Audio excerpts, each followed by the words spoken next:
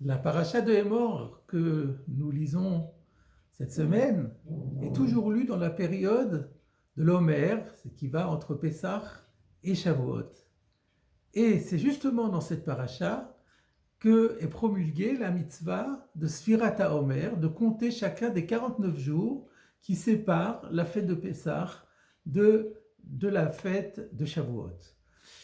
Et cette période, qui à l'origine était une période extrêmement faste, puisqu'elle rappelle la préparation intense, spirituelle de nos ancêtres quand ils venaient d'être affranchis d'Égypte et se préparaient à recevoir la Torah sur le mont Sinaï, eh bien cette période faste a été, comme on le sait, par la suite assombrie et est devenue une période de deuil, notamment à cause de très nombreuses calamités qui se sont abattues sur le peuple d'Israël dans cette période tout au long des siècles.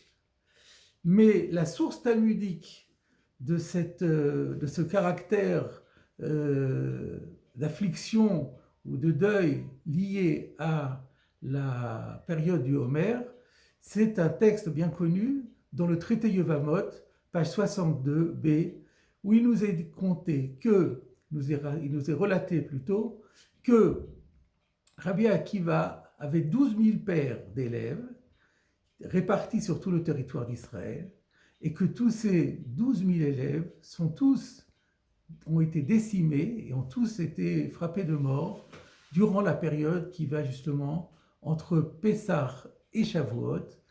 Pour quelle raison? Parce qu'ils avaient manqué de considération ou de respect les uns envers les autres. Ce texte est stupéfiant par le nombre des décès. Vous vous rendez compte, 24 000 personnes en une si courte période, ça fait à peu près plus de 700 enterrements au quotidien en moyenne. Mais ce texte aussi pose un grand problème métaphysique en quelque sorte, parce que c'est clair que ce n'est pas très élégant de manquer de respect à un collègue. Mais pour autant, est-ce que cela mérite la peine de mort? Une peine de mort administrée par le ciel. Nous avons dans notre hiérarchie des commandements, nous avons dûment recensé les fautes les plus graves qui sont sanctionnées par la peine de mort administrée par le ciel. Mais nulle part il n'est mentionné que le fait de manquer de respect à quelqu'un est à ce point sanctionné. Donc comment comprendre ce qui s'est passé là? Et on pourrait même aggraver encore la question en rappelant l'enseignement du Talmud dans Sota, page 21b, qui nous dit que, 21a plutôt, qui nous dit que la Torah a ce don de protéger et de sauver celui qui l'étudie. Or, les élèves de Rabbi Akiva passaient leur journée à l'étude de la Torah. Alors pourquoi la Torah ne les a pas protégés cette fois-ci? Je voudrais vous donner une explication du Rav Borodiansky, qui est l'actuel mashgiach de la yeshiva de Kol Torah, qui s'appuie lui-même sur un texte très ancien qui s'appelle le Tashbetz, et qui nous donne la réponse suivante. La réponse, elle réside dans le centre de notre paracha de Hémor, ça tombe très bien. Au milieu de la paracha de Hémor, nous trouvons ce verset qui dit « Vous ne profanerez pas mon nom, et je serai sanctifié au milieu des enfants d'Israël. Je suis Dieu qui vous sanctifie. » Nous trouvons ici dans ce verset la mitzvah, l'injonction de sanctifier le nom et la défense de profaner le nom. Le Rabbin Mouk, dans son Kol HaTorah, dit qu'on a dit de ce verset que c'était la Bible d'Israël en résumé. Je voudrais développer cette idée, pourquoi ce verset est si central. Rashi fait le commentaire suivant. Une fois que le verset nous a dit « Vous n'avez pas le droit de profaner le nom divin », qu'a-t-il besoin de rajouter « Je serai sanctifié » Eh bien, c'est pour te dire que tu dois te livrer au martyr en l'honneur de Dieu. C'est donc la mitzvah du Kiddush Hashem, sanctifier le nom divin, peut aller jusqu'au martyr. Si, lorsque l'honneur de Dieu est en danger et il risque d'être bafoué, alors on a la mitzvah même de donner sa vie pour l'éviter.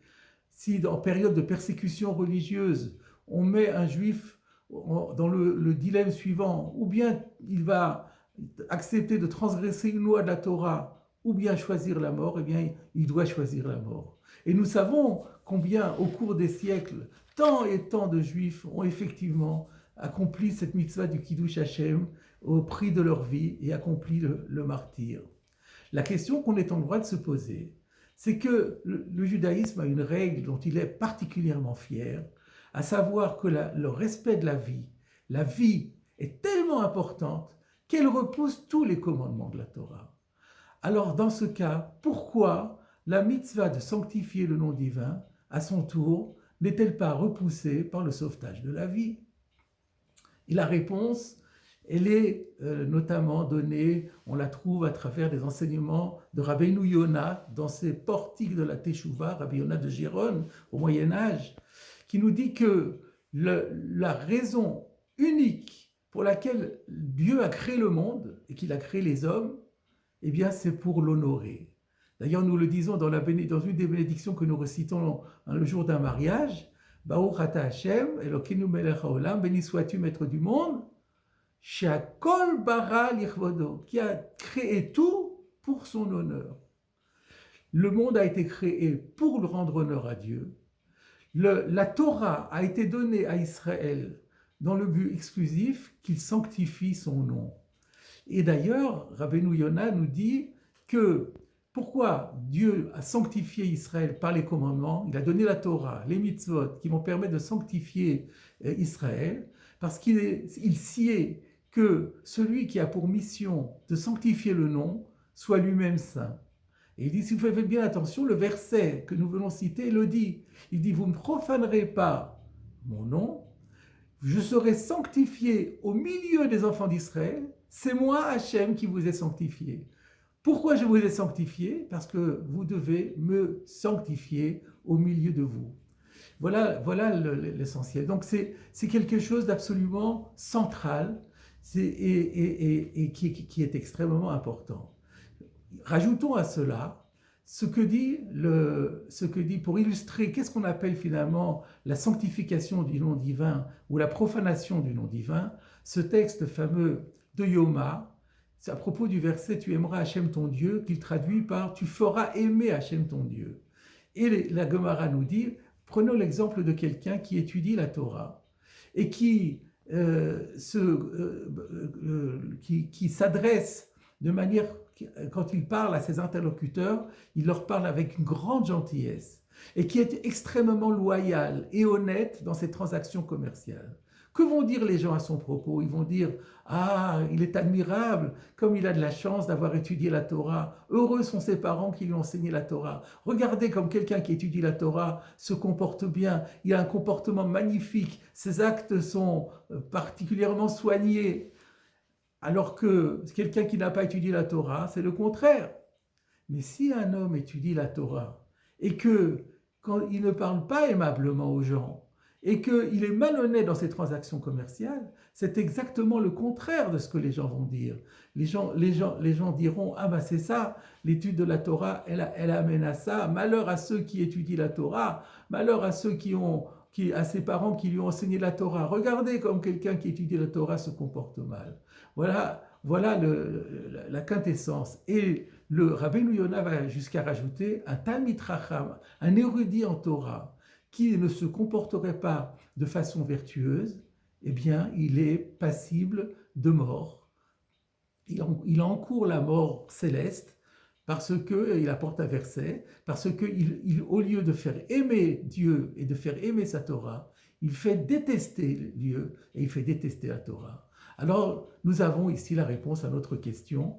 Si les élèves de Rabbi Akiva, à l'époque, ils étaient aux yeux de leurs contemporains les représentants absolus au plus haut niveau de la Torah.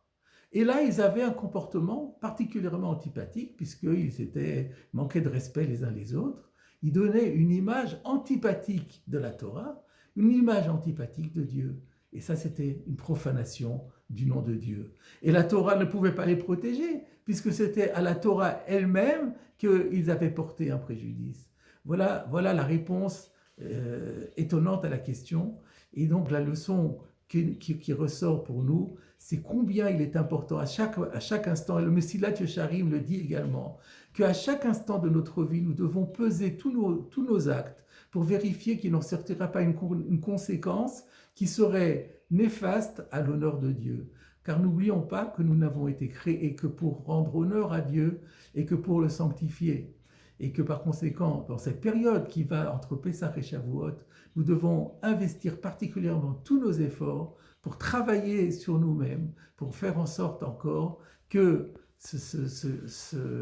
cette mitzvah essentielle de sanctifier le nom divin par un autre comportement exemplaire et ne jamais donner une mauvaise image qui serait une image négative de la Torah qu'à Dieu ne plaise et de Dieu à Dieu ne plaise, eh bien c'est comme cela c'est pour cela finalement que nous avons été créés, c'est comme cela que nous justifierons notre existence.